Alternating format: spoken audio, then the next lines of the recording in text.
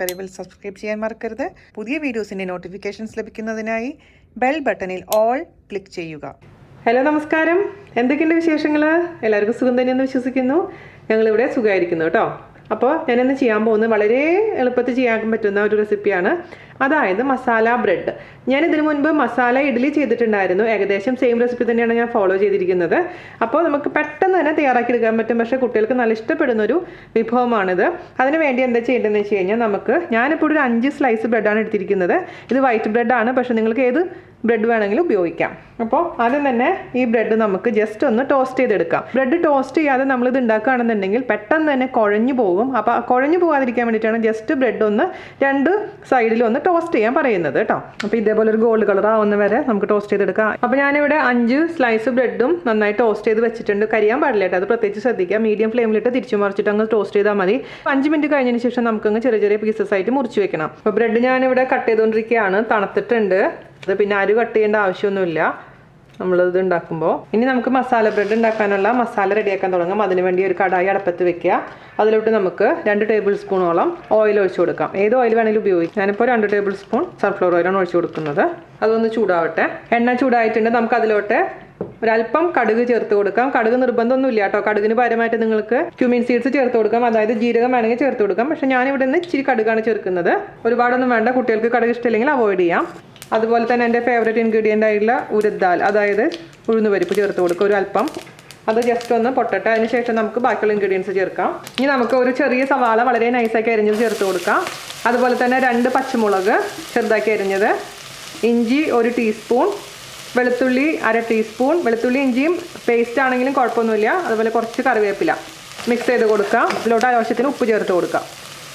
Medium ഫ്ലെയിമിൽ തീ maintain ചെയ്യുക. അതിനുശേഷം വാടി വരുന്നതിന് വഴറ്റി കൊടുക്കുക. സവാള ആവശ്യത്തിന് വാടി വന്നിട്ടുണ്ട്. ജസ്റ്റ് നമുക്കൊന്ന് ചെറുതായി ഒന്ന് കടിക്കണം, അതാണ് അതിൻ്റെ ടേസ്റ്റ്. തീ കുറച്ച് വെച്ചതിന് ശേഷം ഇതിലോട്ട് ആവശ്യത്തിന് മഞ്ഞൾപ്പൊടി ചേർത്ത് കൊടുക്കുക. അതായത് 2 നുള്ളി മഞ്ഞൾപ്പൊടി ചേർത്ത് കൊടുക്കാം. പിന്നെ 1/2 ടീസ്പൂൺ കാശ്മീരി മുളക് പൊടി. കാശ്മീരി മുളക് പൊടി ഇല്ലെങ്കിൽ 1/4 ടീസ്പൂൺ നല്ല മുളക് പൊടി ചേർത്ത് കൊടുക്കാം. നന്നായിട്ടങ്ങ് മിക്സ് ചെയ്ത് കൊടുക്കാം. കാശ്മീരി മുളക് പൊടി ഇടുമ്പോൾ കുറച്ചധികം സമയം വഴറ്റണം, അല്ലെങ്കിൽ ആ കാശ്മീരി മുളക് പൊടിയുടെ ആ ഒരു റോ ടേസ്റ്റ് മാറില്ല. അത് പ്രത്യേകിച്ച് ശ്രദ്ധിക്കണം. ഇനി നമുക്ക് ഇതിലോട്ട് ആവശ്യത്തിന് ഗരം മസാല ചേർത്ത് കൊടുക്കാം. ഗരം മസാല ഒരുപാട് വേണ്ട, ഒരു 1/4 ടീസ്പൂൺ മതി. അത് മിക്സ് ചെയ്ത് കൊടുക്കാം. ഇനി നമുക്ക് ഇതിലോട്ട് ഒരു അല്പം കായത്തിൻ്റെ പൊടി ചേർത്ത് കൊടുക്കുക. കായത്തിൻ്റെ പൊടി ചേർക്കുമ്പോൾ ഒരു പ്രത്യേക ടേസ്റ്റ് ആയിരിക്കും. അത് ഇന്നലെ ഞാൻ വടാപ്പാവ് ചെയ്തപ്പോഴും പറഞ്ഞിട്ടുണ്ടായിരുന്നു. ഇതൊക്കെ നമ്മുടെ സ്വന്തം ഇഷ്ടത്തിനനുസരിച്ച് ടേസ്റ്റ് മാറ്റം വരുത്തുന്നതാണ്. അപ്പോൾ എല്ലാവരും ഒരേപോലെ അല്ലല്ലോ ചെയ്യുന്നത്. അപ്പോൾ ഇതാണ് എൻ്റെ ഒരു ഇഷ്ടപ്പെട്ടൊരു ടേസ്റ്റ്. അതാണ് ഞാൻ നിങ്ങൾക്ക് വേണ്ടി കാണിച്ചു തരുന്നത്. അപ്പോൾ നിങ്ങളുടെ ഇഷ്ടത്തിനനുസരിച്ച് മാറ്റം വരുത്താൻ, അതുകൊണ്ടാണ് ഞാൻ പ്രത്യേകിച്ച് എടുത്ത് പറയുന്നത് കേട്ടോ. ഓക്കെ, നമ്മൾ കായത്തിൻ്റെ പൊടി ചേർത്ത് കൊടുത്തിട്ടുണ്ട്. ഇനി നമുക്ക് ഇതിലോട്ട് തക്കാളി ചേർത്ത് കൊടുക്കാം. പഴുത്ത ഒരു ചെറിയ തക്കാളി കേട്ടോ.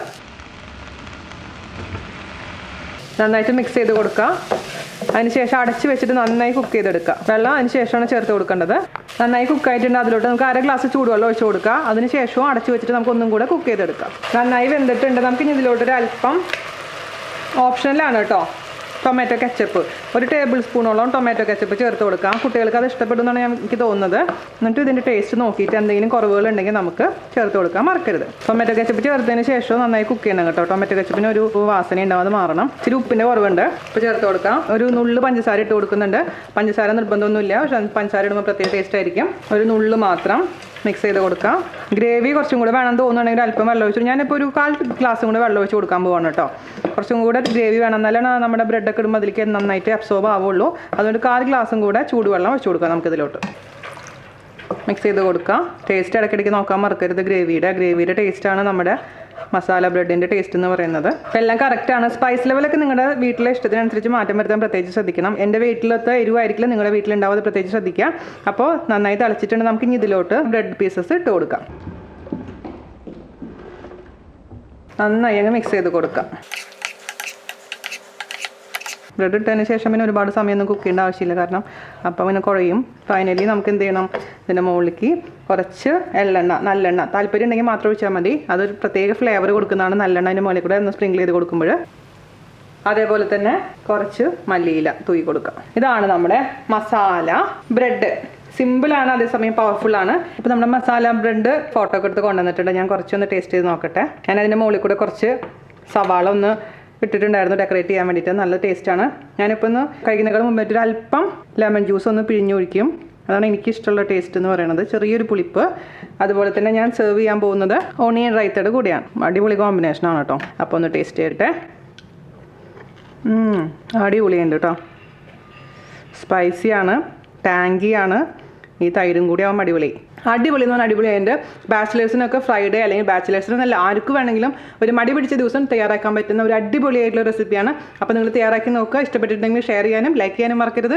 അപ്പോൾ അടുത്ത അടിപൊളിയായിട്ടുള്ള വീഡിയോ ആയിട്ട് വരുന്നവരെ നന്ദി, നമസ്കാരം. താങ്ക്